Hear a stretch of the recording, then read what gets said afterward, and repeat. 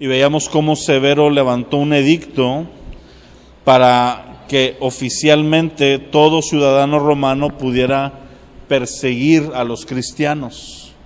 Y veíamos la analogía, ¿verdad? Agarramos la historia de Esther, cómo se levantó en el tiempo de Esther un edicto que fue engañado a Asuero, ¿verdad? Por Naamán o Amán, siempre les cambio, siempre le pongo la N a uno y se la quito a otro. Pero cómo Esther había sido puesta para un tiempo especial y cómo intercede Esther ante el rey después de un tiempo de oración, de ayuno, y viene liberación para el pueblo. Ahora, entre el año 249, esta es cortita, 249 y 251, vamos a ver la persecución del periodo de Decio. ¿Ok? Decio. Sí, con C. Decio, el emperador Decio. Y él lanza una persecución y también hace un edicto, ahora muy parecido a Daniel, ¿verdad? Dice, finalmente escribe Salomón en Eclesiastés que no hay nada nuevo bajo el sol, ¿verdad? Y te das cuenta cómo en diversos periodos de la historia hay similitudes a diversos periodos de antaño que están registrados en la Escritura. Y Decio lanza esta persecución contra todo cristianismo, pero además de lanzar una persecución contra el cristianismo, tiene un intento y una campaña para restaurar el paganismo en el Imperio Romano. El paganismo ya venía de decadencia, el auge o la época dorada de los dioses griegos y romanos ya había pasado, ya incluso las creencias paganas de estos dioses griegos y romanos, los templos de ellos ya comenzaban a ser abandonados, ya los cultos de ellos se mantenían fuerte en su núcleo, pero no había nuevos adeptos. Y cuando no hay una nueva generación emergiendo y siguiendo un culto, siguiendo en este caso pudiéramos usar la palabra una religión, aunque era un paganismo, eran dioses falsos, pues tarde o temprano la generación que está ejerciendo el ministerio, que está liderando, que está exponiendo el tema, va a morir, y si no hay una generación que venga detrás de ella, ese culto se va a acabar, ¿verdad? Y ese era el miedo del emperador Decio. Decio era una persona altamente religiosa en cuanto al paganismo. Entonces, él culpaba precisamente al cristianismo emergente, poderoso, que estaba creciendo a medidas increíbles, a pesar de la persecución, ¿verdad? Siempre lo menciono, el tiempo donde la iglesia crece más en número y en calidad, siempre va a ser la persecución. ¿Por qué? Porque están los que realmente están. No es fácil en tiempos de persecución ser cristiano, y entonces no hay lugar para dobleces, no hay lugar para gente que tenga otras intenciones. Es gente que está amando a Dios, siguiendo al Señor, y hay una multiplicación numérica, ¿verdad? No sé cómo ocurre el fenómeno, pero estaba pasando eso. Ayer yo estaba escuchando, cada martes a las 8 de la noche tenemos una junta los pastores de la red de amistad, y en esta ocasión el director de Epicentro, que se llama Joseph, estuvo 2 semanas en África, acaba de estar por allá, y estaba contando él un testimonio, ¿verdad? La iglesia en África, pues es una iglesia muy peculiar, ¿verdad? Muy diferente a la iglesia de Occidente, ¿verdad? Y una de las cosas que remarca él y que siempre se ve en los videos es la alabanza. Son gente muy, muy alegre, muy alabanceros, ¿verdad? Hacen música hasta con botes. No necesita haber un equipo musical. Cuando lo tienen, qué bueno, pero si no, agarran botes vacíos, los llenan como con piedritas, cajas de madera o algo, y empiezan a hacer alabanzas y empiezan a hacer cánticos, ¿verdad? Muy distinto a nuestros estilos, pero es una iglesia que se mueve mucho en la adoración. ¿Qué pasa? Ok.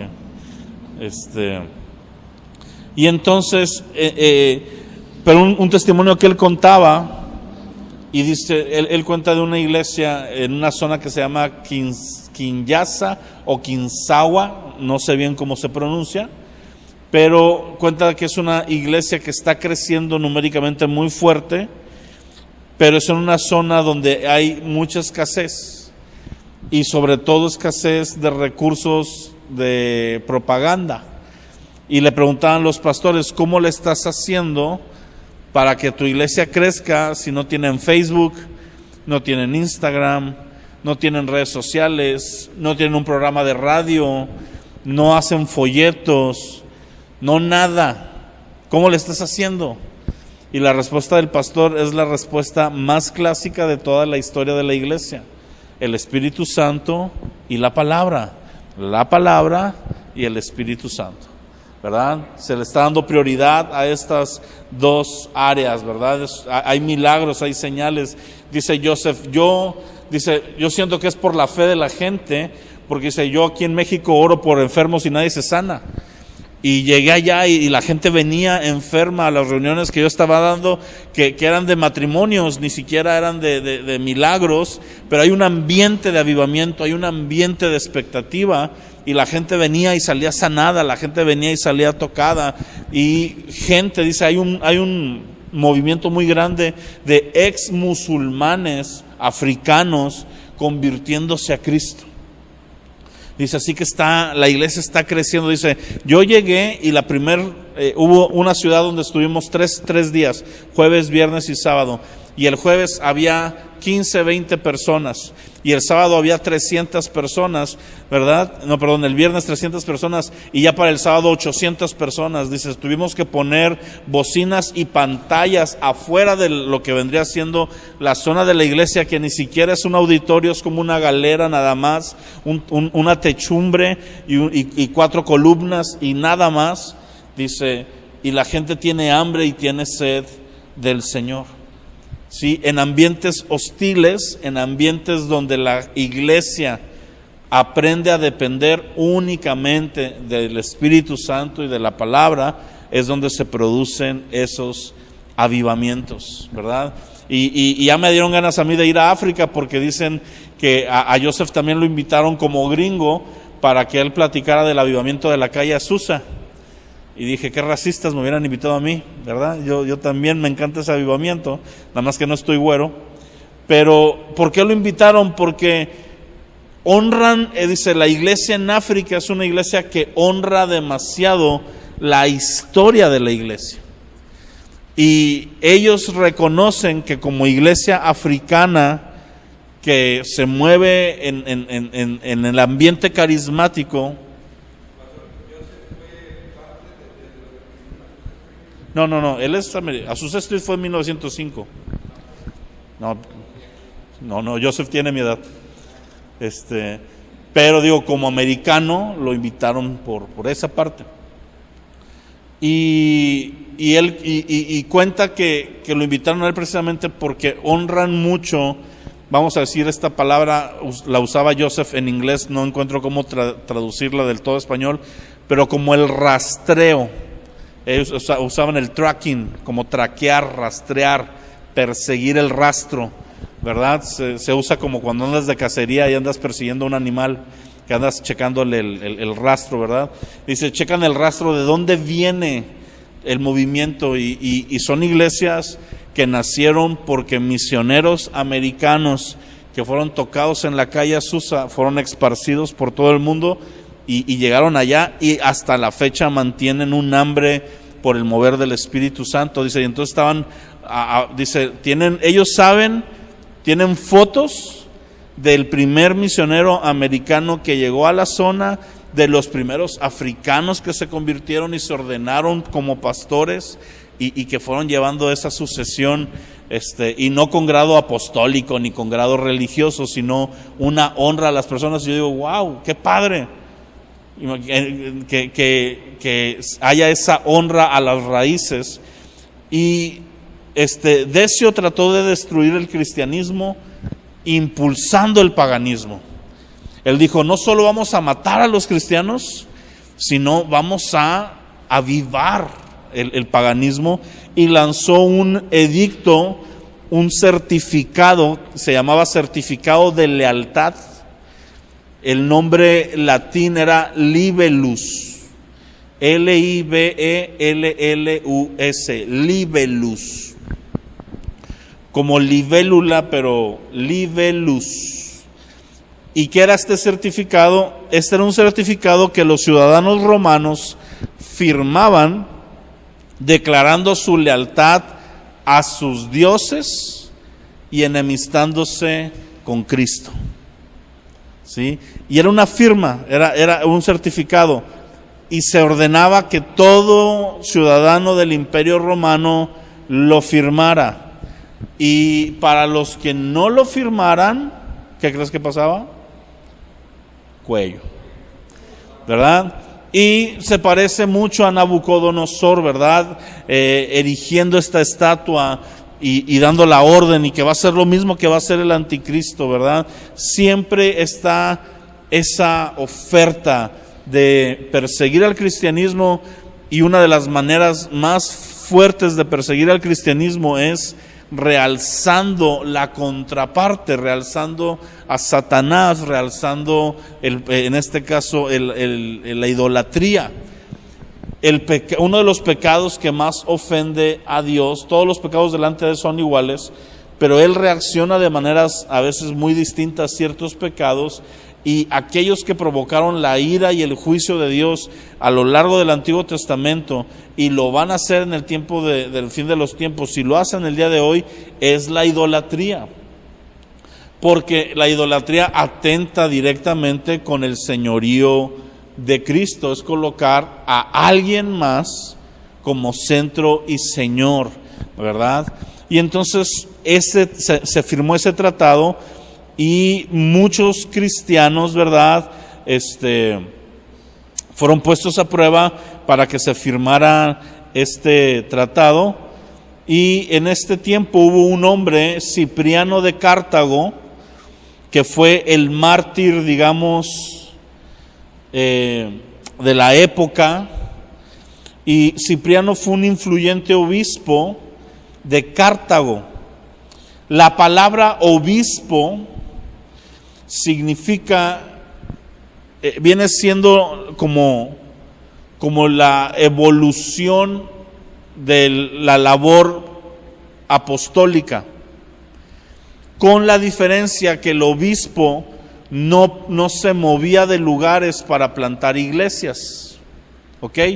El apóstol, dentro de su labor apostólica, era llegar a un lugar, permanecer ahí un tiempo, predicar el evangelio, formar un cuerpo de liderazgo, establecer doctrina, establecer fundamentos y moverse de ahí, dejar a un pastor ahí y luego supervisar, ¿verdad?, con visitas, con cartas, enviando a obreros. Vemos, todo eso fue lo que hizo Pablo, que mandaba cartas, o de repente mandaba a Timoteo a que supervisara alguna de las obras, o a Tito. Pero el obispo es la evolución de este labor, solamente que el obispo se queda fijo en un lugar, no anda plantando iglesias, y supervisa una zona geográfica donde hay más iglesias. La palabra obispo significa supervisor, o el que sobrevé, el que ve desde arriba. ¿Ok? ¿Por qué te estoy diciendo esto y por qué es importante? Porque esa figura de obispo va a mutar a la figura de papa. ¿Ok? El obispo de Roma es lo que posteriormente la iglesia comenzó a llamar papa. ¿Ok? Pero el grado o el carácter que tenía era de obispo. Sin embargo, estos obispos, en tiempos de persecución, pues estaban tranquilos, ¿verdad? La persecución los mantenía humildes. ¿Cuándo fue el problema? Cuando se instituye como religión oficial y entonces los obispos empiezan a querer gobernar en cuanto a poder. Ya no era supervisar una zona, sino era como que ser dueños de esa zona y que le rindieran a él, ¿verdad?, cierto honor, cierta honra, que le mandaran a él los diezmos de todas las iglesias, y una figura que se fue distorsionando. Bueno, Cipriano de Cartago fue un obispo, buen obispo de Cartago, líderes de la iglesia de ese tiempo, y durante su persecución se escondió, ¿verdad?, no huyendo, sino para proteger el cristianismo que había en esa zona. Escondido escribió tratados y cartas, y es bien interesante. Los tratados que más que había eran dentro de todos los temas sobresalía la unidad de la iglesia, y escucha esto: el perdón para los que habían renunciado a su fe durante la persecución por parte de la iglesia y el tratar de rescatar sus almas. ¿Sí? Es decir, Cipriano de Cartago tenía una carga por aquellos que estaban apostatando, no los terminaba de dar por perdidos, sino que entendía que en la presión de la persecución algunos de ellos estaban claudicando, y la instrucción para la iglesia, porque él era obispo, entonces la instrucción para la iglesia de su tiempo, la cual él supervisaba, era seguir orando por ellos, manténganse en unidad, y si alguno de ellos busca restaurar su fe, abrácenlo, no lo rechacen. Porque en otras épocas de la iglesia, aquel que rechazaba su fe ya no le daba la misma iglesia con un celo santo, ya no le daba la oportunidad de reinjertarse, sino que le aplicaban lo que conocemos hoy como la excomunión, ¿verdad? Decían, no, tú ya no eres parte de, tú ya negaste a Cristo y tú ya no puedes volver. Sin embargo, Cipriano decía, Pedro negó a Cristo y fue restaurado. Así que todos nosotros merecemos una restauración. Y aquellos que no quieren ser restaurados, Dios los guarde de caer, porque así como no quieren restaurar a sus hermanos, a ustedes nadie los podrá restaurar, ¿verdad? Y eran pedradas bien fuertes. Si tú me preguntas a mí en lo personal, ¿estás a favor o en contra? Pues me encuentro en una disyuntiva, porque por un lado, pues sí, el que negó a Cristo, ¿verdad? Y tú dices, pues ya la regó y prefirió al mundo. Pero por el otro lado pones la balanza y dices, ¿qué haría Jesús con una persona de corazón realmente arrepentido? Y ahí es donde se pone, pues ahora sí, como dice mi pastor, no tenemos el salvómetro, no tenemos una aplicación que le podamos tomar una foto a la persona y decir, ¿es honesto o no es honesta su intento de restauración? La iglesia tiene que tener fe en la restauración de la gente. Y aunque hay procesos y hay maneras, siempre hay que optar por restaurar al caído. Amén. Eso fue algo de lo que Cipriano destacó, ¿verdad? Que en otros tiempos no se hablaba tanto de la unidad de la iglesia. Ahora también estuvo Lorenzo de Roma. Él no fue obispo, él era un diácono de la iglesia de Roma, y él fue llevado junto con varios diáconos, fueron arrestados y ejecutados públicamente. Lorenzo fue martirizado de una manera especialmente cruel, fue asado vivo en una parrilla gigante. ¿Sí? Imagínate un asador, literalmente, lo amarraron y lo asaron en la vía pública. A él y a un cuerpo de diáconos de la iglesia de Roma. Y ahí es donde yo también me pongo a pensar en esta parte. ¿Qué valor de ellos, porque estos hombres, estos diáconos que pertenecieron al liderazgo del obispo Sixto, que después fue considerado papa, pero como seguimos la línea original, él mismo, Sixto, no se autodenominó nunca como papa. Él, Sixto y sus diáconos, entre los cuales estaba Lorenzo, que es el que destaca su martirio, si bien Cipriano se escondió para escondido poder mandar cartas a la iglesia, estos por otro lado se quedaron en la boca del lobo, en Roma, ¿verdad? Ahí sobreviviendo, ahí peleando por su fe, y ahí pues eran, ahora sí que estaban ahí, donde el imperio quería empezar a perseguir, no tenía que ir a buscarlos, ahí estaban en Roma, y ahí iban con ellos, y aquí es donde surge también entonces esta indicación, ¿verdad? Donde obviamente yo creo que eso fue bajo la guía del Señor, fueron movidos en sabiduría, ¿verdad? Por mantenerse ahí, y me recuerda a Pablo en el libro de Hechos, cuando a Pablo le están profetice y profetice que lo van a aprender en Jerusalén. Le profetizaban eso. Hay un hombre que se llama Ágabo, que es un profeta que incluso profetizó un tiempo ahí de escasez y todo en la escritura. Y dice que Ágabo agarra el cinto, todo esto está en el libro de Hechos por si luego lo quieren leer, agarra el cinto de Pablo y se amarra con el cinto, y en el suelo amarrado dice: así le harán al dueño de este cinto y lo llevarán cautivo. ¿Qué profecías se aventaban los profetas de aquellos entonces? Es una profecía que la toma Pablo con una sabiduría increíble, porque la mayoría de la gente le decía a Pablo: Pablo, Dios te está avisando para que no vayas. Dios te está mostrando lo que va a pasar si tú tomas este camino, para que tomes otro. La gente amaba a Pablo, y si lo quieres ver de una manera práctica, pues la gente quería a Pablo vivo por todo lo que su vida bendecía al evangelio. Sin embargo, Pablo dice: ¿sabes qué? Se avienta esta frase, dice: en todo lugar me anuncian y me profetizan que vienen aflicciones, pero yo voy a seguir hacia ese lugar. Y él continúa su trayecto. En todo sé que voy a ir hacia allá. Y es el mismo espíritu de Cristo.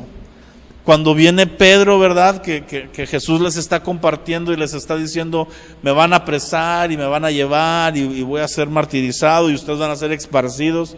Y Pedro llega con un corazón bueno, pero ese corazón bueno hizo que Jesús le dijera la palabra más fuerte que le dijo en toda su vida, ¿verdad? Apártate de mí, Satanás. Porque viene Pedro y le dice: no te acontezca esto, no vayas a este lugar, guarda tu vida. Y entonces vemos cómo en Cristo, en Pablo y en los diáconos de Roma se mantiene ese espíritu no de mártir a lo menso, no de me gusta la persecución, sino de: aquí me puso el Señor y aquí me voy a quedar. Y pase lo que pase. Y eso es fidelidad a Cristo, pero fidelidad a su llamado y fidelidad a la obra que estás, en la que eres parte. ¿Sí? Y eso necesita estar en la iglesia el día de hoy. Hoy en día la gente no le es fiel a donde Cristo los ha colocado muchas veces. Y yo sé que hay razones para moverte de una iglesia a otra, sí las hay, ¿verdad? No, es que en la iglesia no hay climas. Tú no sabes cuánta gente de aquí no permaneció aquí porque un tiempo no tuvimos climas. ¿Sí? Hubo gente que esa fue la razón por la que no permaneció en la iglesia, por la que no se vinieron del Everest para acá, que fue el tiempo de transición, con una pandemia en medio, ¿verdad? Pero tenemos que ser fieles a donde Dios nos ha puesto. Ellos lo fueron en medio de una persecución, encarnizada, y se quedaron ahí. Y también tenemos a otro mártir que voy a mencionar, el nombre está así padre, Agatónico, como tónico pero con aga, sin H. Agatónico de Nicomedia. Agatónico de Nicomedia. O sea, así como no, ni comedia como comedia.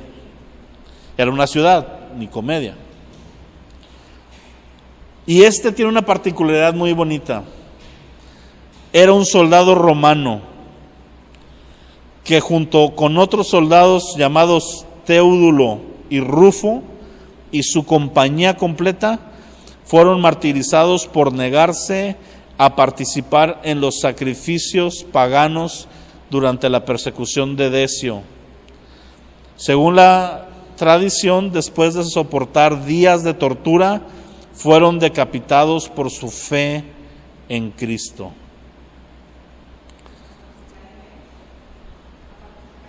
En los sacrificios que eran parte de lo que hacía Decio para impulsar el paganismo, ofrecían sacrificios masivos a los dioses paganos, y ellos se negaron a eso. Siendo soldados romanos, ya había una fe en ellos para Cristo.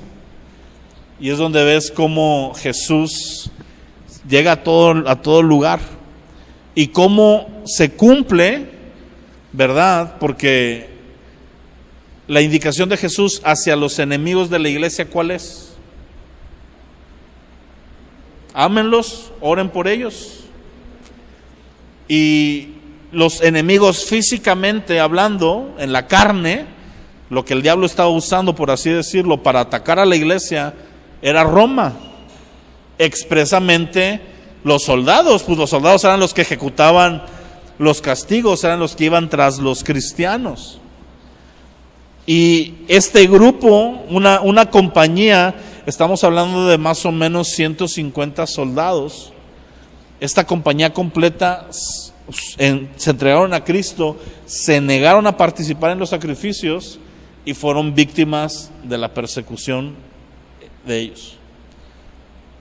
Así que podemos ver cómo Jesús fue llegando, y como esos testimonios hay muchos. Hay un testimonio que viene en un libro que se llama Locos por Jesús. Si alguna vez ven ese libro, cómprenlo. Es un libro de puros testimonios de mártires, desde mártires de esta época a mártires modernos. Y está así como hay una estatua en Estados Unidos al soldado desconocido, está la carta del soldado desconocido romano, no se sabe su nombre, y es un diario de un soldado romano que va narrando cómo acaba de apresar a un grupo de cristianos. Y va narrando él, ¿verdad? Dice: hoy en nuestro trabajo nos tocó perseguir a un grupo de personas que están sirviendo a un nuevo Señor, un tal Jesús, que dicen que estuvo muerto y vive, y empieza a describir toda la fe de los cristianos, ¿no? Y dice: y estamos custodiándolos, son un grupo de 15, 20 cristianos, 4 o 5 familias, mujeres, niños, hombres. Y les hemos dado la oportunidad de que se salven y sean libres negando su fe, y permanecen inquebrantables. Dice: mi trabajo es llevarlos a Roma para que sean ejecutados públicamente en las fiestas del Coliseo. Y va narrando como 2 semanas de viaje, ¿no? Día 3, el día de hoy, uno de nuestros soldados estaba muy enfermo, comió algo echado a perder y estaba enfermo. Uno de los cristianos que tenemos presos nos pidió permiso para orar por él, oró por él y se sanó. Me cuesta trabajo entender cómo una persona a la que vamos a matar se preocupa por el bienestar de nosotros. Qué gente tan extraña, ¿no? Y así, testimonios tras testimonios, ¿verdad? nos asaltaron una compañía de ladrones, no teníamos qué comer, este grupo de personas oraron y la poca comida que teníamos alcanzó para todos. Y así, milagro tras milagro. Y va narrando y dice, mañana me toca, quiero llorar. Mañana me toca ejecutar públicamente a estos cristianos que traemos desde hace 2 semanas. Y ya los empieza a decir por nombre. La verdad es que me he encariñado con fulano, con sultano, con tal. Dice, y no creo poder dormir porque estoy por tomar una decisión que sé que tengo que tomar, pero no me atrevo. Y así sí. Y al final dice la historia, ya no escribe nada más, pero cuenta la historia que cuando estaban esta familia en el centro del Coliseo y sueltan a los leones, al mismo momento que sueltan a los leones salen corriendo 3 o 4 soldados entre los que estaban ellos, se abrazan con la familia cristiana y se dejan morir. Se habían entregado a Cristo en medio de la persecución. ¿Sí? ¿Por qué? Porque el amor a los enemigos es un testimonio de Cristo Jesús. Nos amó a nosotros, que somos o fuimos, ahorita ya no, pero cuando el pecado está en nosotros, somos enemigos de Dios. Nuestro pecado lo clavó en la cruz. Y entonces, estos testimonios de estas persecuciones, uno dice, wow, qué increíble, ¿verdad? Y me pongo en el lado de los cristianos, ¿verdad? Hoy nos hacen el feo a nosotros y estamos orando, Dios, tuya es la venganza, no la retardes, ¿verdad? Y hay quien ora, Señor, tuya es la venganza y yo estoy en tus manos, si quieres úsame, ¿verdad? Para ejecutarla. Y esa gente amaba a sus enemigos. Vamos a orar, hasta aquí vamos a dejar hoy las persecuciones, me quedan todavía un par de ellas, pero pues ya son las 8 y no quiero retardarlos porque tengo que entrar a otro periodo completo. Así que vamos a orar. Padre, te doy gracias en esta tarde noche, Señor. Padre, enséñanos a mantener un amor y una unidad dentro de la iglesia y tener misericordia para aquel que es parte de la iglesia y que ha caído, que se ha equivocado, que ha pasado por un proceso tal vez de desobediencia o de lejanía y a veces los juzgamos, Señor, como si nosotros mismos no estuviéramos propensos a caer un día, Señor.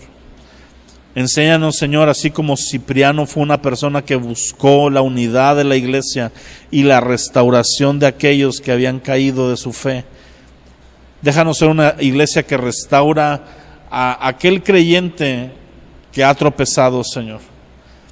Que así como el apóstol Pedro fue restaurado, haya creyentes que sean restaurados y úsanos para ello.